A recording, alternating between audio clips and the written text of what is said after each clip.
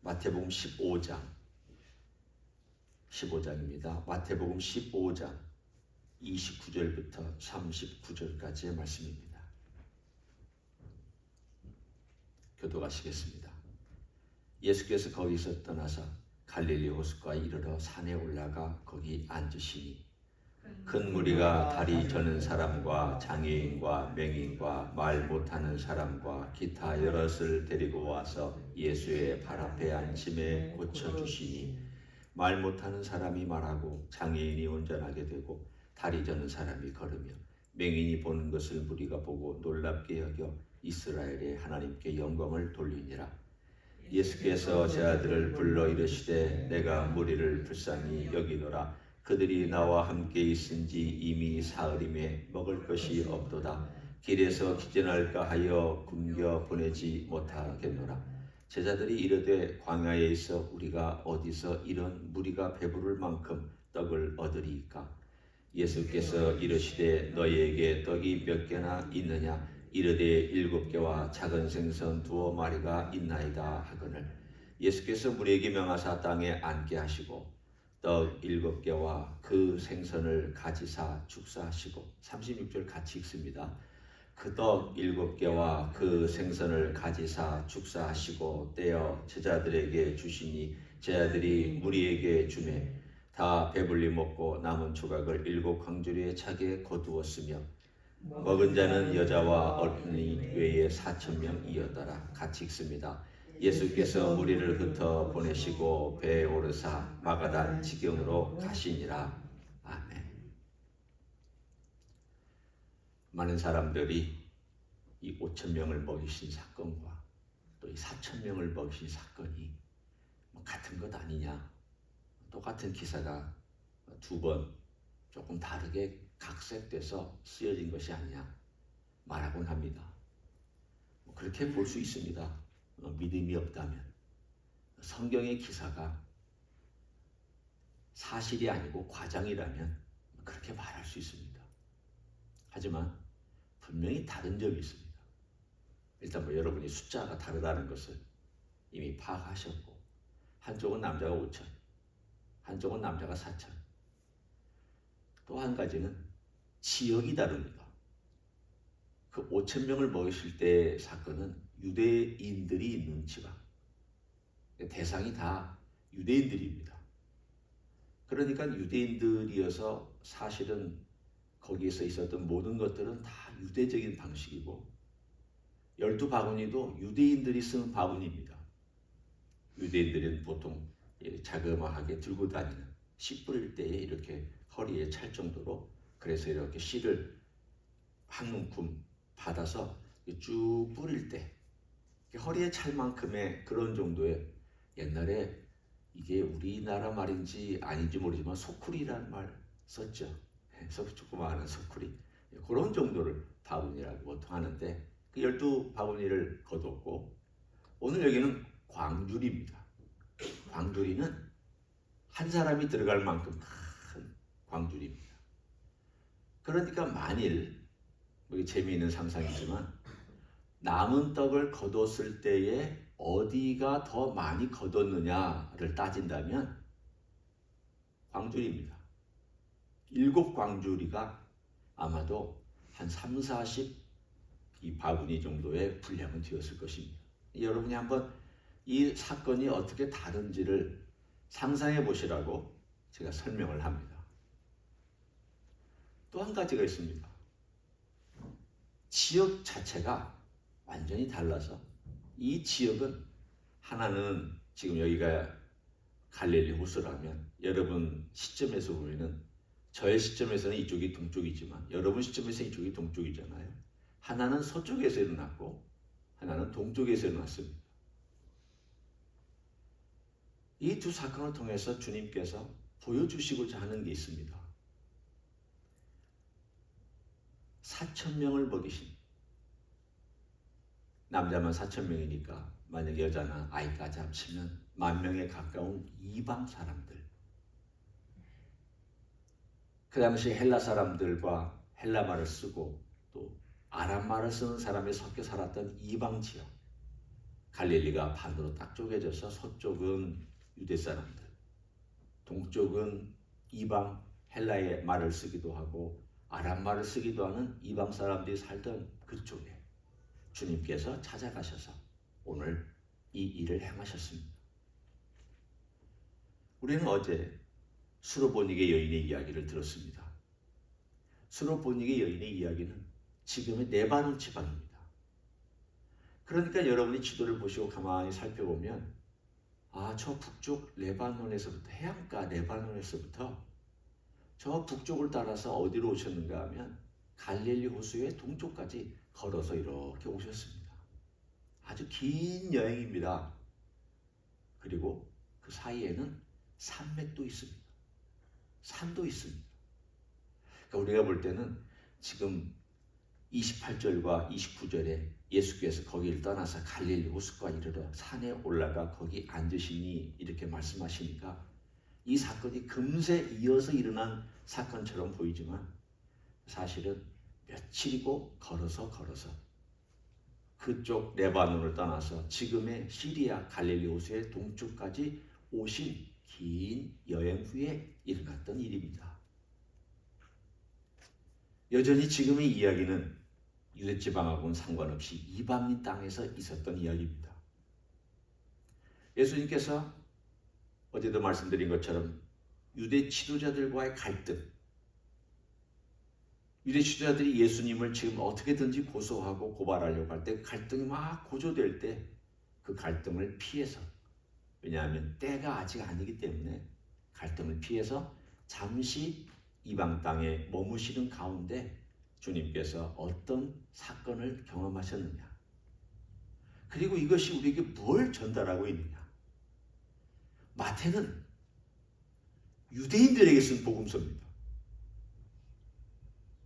왜 족보가 많이 나오느냐? 사실은 1장부터 보면은 아니 이런 족보를 이방인들이 읽으면 이해가 되겠습니까?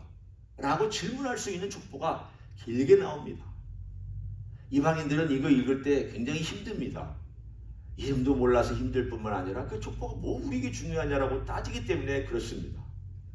물론 성경을 많이 알고 깊이 공부한 사람은 그거는 구약의 사건이 들어있고 이런 여인들이 들어있고 메시지가 굉장히 중요한 메시지가 들어있기 때문에 중요하게 다가오지만 처음 읽는 사람들에게는 그건 딱딱한 이야기들입니다.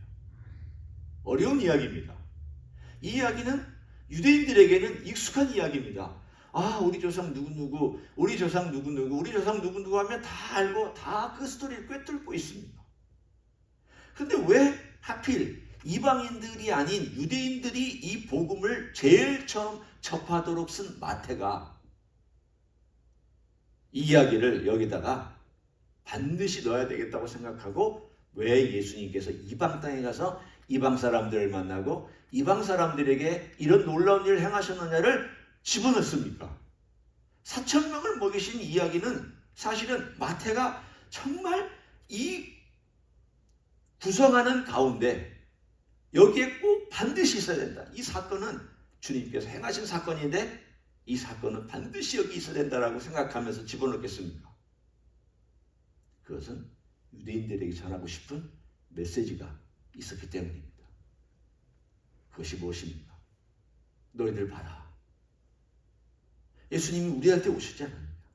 나 마태도 유대인이고 나는 유대인 중에서는 죄인이지만 세리여서 나는 다른 사람들 힘들게 해서 그 사람들 억압해서 거기서 돈을 뜯어다가 나도 먹고 정부에도 바치고 로마에도 바치고 하는 참 부패의 고리의 사슬의 정점에 있었던 나지만 그렇지만 우리에게 오신 예수님 우리가 어떻게 영접했냐? 우리가 오게 오신 예수님에 대해서 어떻게 대접해드렸느냐? 우리는 우리에게 오신 예수님을 어떻게 받들어드렸느냐? 받들지 못했다. 핍박하고 모함하고 고소하고 살아계시는 동안 그렇게 말씀을 많이 전했는데도 3년 동안 갈릴리 호수 근방으로 특별히 서쪽 지역에서 가버나움을 중심으로 서쪽 지역과 예수님의 활동 무대는 다 서쪽 지역이었습니다. 갈릴리 지역이었습니다. 그렇게 많은 말씀, 그렇게 많은 기적, 그렇게 많은 활동을 하셨음에도 불구하고 삶의 변화가 없었습니다. 삶의 변화가 없었습니다. 저 그때나 지금이나 제일 기독교인의 큰 문제는 저를 비롯해서 삶의 변화가 없는 것이 가장 큰 문제입니다. 예수님이 가까이 계셔도 말씀을 많이 들어도 또 수많은 영적인 심지어는 체험까지 했어도 어떤 경우는 많은 은사를 받았어도 삶의 변화가 없는 것이 가장 큰 문제입니다. 그런데 왜 이 이야기를 적었느냐? 봐라. 이 스로보닉의 여인을 봐라. 이 여인은 어떤 믿음을 가지고 있는지를 봐라. 은혜가 뭔지를 알고 있는 여인이지 않느냐. 은혜가 뭔지를 아는 것. 왜 우리의 믿음이 발전하지 않을까? 왜 우리가 삶이 변하지 않을까? 오늘 이 이야기를 근거로 제가 말씀을 드린다면 원인은 한 가지입니다. 은혜가 무엇인지를 모르기 때문입니다. 진짜 은혜가 무엇인지를 모르기 때문입니다. 우리는 은혜 받았습니다. 은혜가 충만합니다. 또 은혜가 우리 집안에 넘쳐나서 복 받았습니다. 이런 말은 하지만 가장 핵심은 어디에 있느냐? 일단은 죄인이 구원받은 그 베풀어 주신 은혜예요. 그 죄인이 구원받아서 구원받은 다음에는 이 죄인이 예수님을 닮는 게 은혜잖아요. 제 말이 맞습니까? 예수님을 몰랐을 때는 예수님 믿는 게 은혜예요. 근데 예수님을 믿으면 제대로 믿어서 예수님을 닮는 게 은혜예요. 진짜 은혜가 있었다면 닮아가는 게 있어야 그게 은혜 받은 겁니다. 그런데 닮아가는 게 없으면 은혜가 없는 거죠. 아, 우리는 은혜를 잘못 알고 있었구나. 복 받는 것을 은혜. 내가 예를 들어서 찬양 많이 하고 막 갑자기 뭔가 이렇게 기분이 좋아졌을 때 은혜. 예, 그것도 은혜의 일부입니다. 저는 그것을 부인하지는 않습니다. 은혜의 일부지만 우리의 삶 가운데서 정말 은혜의 본질은 그 은혜가 우리에게 다가왔을 때 그 은혜를 받아들이는 나의 마음의 자세에 의해서 그 은혜가 강하게 역사하고 나 같은 인생을 변화시키고 나의 삶의 태도를 변화시키고 내가 은혜라는 걸 뭔지 알기 때문에 겸손히 그것을 구하면서 따라가는 그게 은혜구나. 오늘 주님께서 여기 한번 보십시오. 이방인들이 어떻게 표현하는지. 제가 어제 스로보닉의 여인의 믿음에 대해서 그 은혜를 아는 여인의 자세에 대해서는 함께 나눴습니다. 29절부터 31절에 보면 31절에 말 못하는 사람이 말하고 장애인이 운전하게 되고 다리 저는 사람이 걸으며 맹인이 보는 것을 무리가 보고 놀랍게 여겨 그 다음 나온 이것을 한번 보십시오. 이스라엘의 하나님께 영광을 돌리니라. 이스라엘의 하나님께. 왜 굳이 이스라엘이라는 말을 썼습니까? 유대인이라면 이 말 쓸 필요가 없습니다. 하나님께 영광하면 됩니다. 그런데 이스라엘의 하나님이란 말은 원래 우리 하나님이 아니었다는 겁니다. 이방인이니까 하나님을 믿지 않았던 사람들입니다. 이방인이니까 온갖 우상들로 가득 차 있습니다. 우리가 아는 것처럼 그들은 헬라 사람들이니까 제우스를 믿었고 헬라를 믿고 그리고 온갖 신들, 우리가 아는 헬라의 신화에 나오는 온갖 신들을 다 믿었던 그런 사람들이 이스라엘 하나님께 영광을 돌리면서 그들의 마음이 열려졌다는 것을 말합니다. 그리고 나서 오늘 32절부터 39절에 있는 이 사건이 나옵니다. 사람들의 마음이 열려졌습니다. 그리고 3일 동안이나 그들과 함께 계셨습니다. 제가 얘기했죠. 보통 예수님 만나서 예수님을 따라다니면 광야에서나 5,000명을 먹이신 사건도 적어도 한 3, 4일 같이 예수님과 시간을 보낸 거라고. 지금이야 모텔에 가서 잠을 자지만 그 당시에는 광야에서 보통 봄부터 여름, 가을에 이르면 자기 겉옷이 못 봅니다. 그럼 그걸 덮고 광야에서 잡니다. 그게 그들의 삶이었습니다. 지금이야 편한 시절이 많지만 그렇게 하면서 한 3, 4일을 주님과 보냈는데 오늘 여기서 분명히 사흘 동안 있었다라고 나와 있습니다. 주님이 말씀하셨잖아요. 예수께서 제 아들을 불러 이르시되 내가 무리를 불쌍히 여기노라.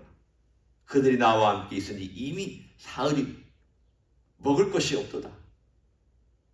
처음에는 하루 이틀 먹을 걸 가지고 왔다가 다 떨어지고 나서 사흘째 아무것도 먹을 것이 없는데 딱 7병 2여 딱 7개와 물고기 한 2마리 정도만 남고는 다 없었습니다. 10,000명이나 되는 사람 중에 딱 그것만 남았습니다. 누가 아껴서 먹었는지 어떤지는 모르지만 많이 가져왔는지 모르지만 그것만 남았는데 그러나 그게 중요한 게 아니라 뭐 5병이어가 중요하냐 7병이어가 중요하냐 그게 중요한 게 아니라 오늘의 핵심은 어디에 있느냐. 주님은 유대인들에게도 똑같은 기적을 베풀었고 주님은 이방인들에게도 똑같은 기적을 베풀었습니다. 어느 누구에게도 주님께서는 내가 유대인이니까 유대인에게만 왔다. 그건 아니었습니다. 똑같이 사랑하고 불쌍히 여겼고 어렵고 힘든 가운데 있는 사람들을 향하여서 주님의 마음은 아파했습니다. 참 제가 예수를 믿고 목사가 되어서 참 닮아야 되는 것이 한 가지가 있다면 바로 이런 주님의 마음입니다. 오늘 이 이야기의 핵심은 32절입니다. 거기에 나와 있는 한 문장. 내가 무리를 불쌍히 여기노라. 내가 무리를 불쌍히 여기노라. 사랑하는 성도 여러분, 우리는 서로를 불쌍히 여길 줄 알아야 됩니다. 우리가 다 죄인이고요. 약하기 때문에 실수도 하고 넘어지는 인생들이기 때문에 주님께서 우리를 불쌍히 여기셨던 것 같이 누가 주님이 위주에서 아래 사람 내려다보도 불쌍히 여기라 그런 말은 아닙니다. 나는 많은 걸 가졌으니까 너를 불쌍히 여길게. 그거 아닙니다. 나는 능력이 많으니까 너를 불쌍히 여길게. 그것 아닙니다. 서로 우리 주님 나를 사랑해 주시고 나를 불쌍히 여겨 주셔서 이방인이었던 나를 구원해 주셨다. 오늘 이방인들 10,000명이나 되는 이방인들이 주님의 은혜를 받고 이스라엘 하나님께 영광을 돌리고 나중에 어떻게 해서 사마리아와 땅끝에 이 복음이 특별히 초대교회 120명과 그리고 복음이 폭발적으로 늘어갈 때에 어떻게 해서 그 복음들이 퍼져나가기 시작했느냐. 예수님이 다 씨앗을 뿌려놨습니다. 사도들이 한 거 아닙니다. 예수님께서 이미 다 기적을 베풀어서 사람들의 마음 가운데 예수가 누군지를 다 각인시켜줬고 그런 예수님께서 십자가에 돌아가셔서 죽으시다 돌아가시고 승천하셔서 그들 마음 가운데는 그때 그분이 그런 기적을 베풀었는데 우리 지역에 와서 그런 놀라운 은혜를 베풀었는데 왜 그런 분이 안타깝게 돌아가셨을까? 그런 소문을 다 듣고 있는 차에 사도들이 그 예수님 부활하셨다. 그리고 우리가 은혜를 받고 이렇게 너희들의 말로 전한다. 그들이 전했을 때에 오늘 여기에 있었던 이건 제가 상상하는 것입니다. 오늘 이 4,000명 그리고 같이 있었던 10,000명이 넘는 그 사람들이 나중에 복음을 받아들일 때에 얼마나 수월하게 복음을 받아들였겠습니까? 이스라엘의 하나님께 영광을 돌렸던 그들이 이스라엘의 하나님께 영광을 돌렸던 그 마음으로 열린 마음으로 나중에 복음을 받아들이고 그 교회들이 예루살렘뿐만 아니라 사마리아와 그 주변에 있는 지역과 온 유대 지역과 그 주변의 지역으로 복음이 빠르게 확산될 수 있었던 근거는 어디에 있느냐? 예수님이 다 해놓으셨습니다. 그 교회가 설 수 있도록 그 근거가 뭐냐? 불쌍히 여겨주신 것입니다. 우리를 불쌍히 여기셨기 때문에 십자가에 돌아가셨고, 우리를 불쌍히 여겨주셨기 때문에 사랑을 베풀어 주셨고, 우리를 불쌍히 여기셨기 때문에 모든 것을 행하여서 우리로 하여금 경험하게 만들어 주셨습니다. 오늘 저는 이 딱 한마디가 제 마음에 꽂힙니다. 다시 거듭 말씀드리지만 내가 무리를 불쌍히 여기노라.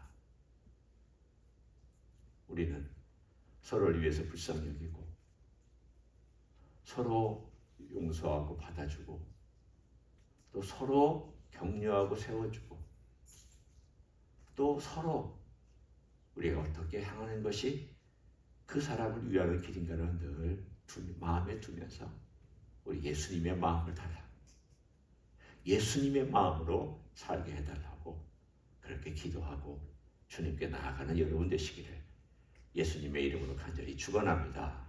기도하겠습니다. 이 시간 통성으로 기도하기를 원합니다.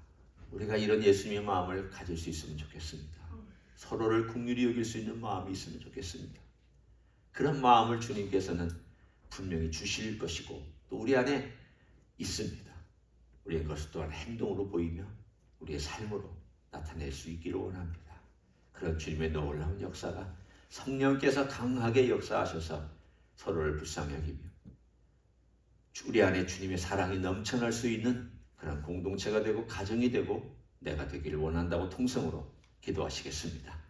하나님 아버지 감사합니다. 주님께서 우리를 불러주시고 주님께서 우리를 하나님의 사람으로 만들어주신 것 감사합니다. 주님께서 친히 한 사람 한 사람들을 구원의 자리에 넣어주셨습니다.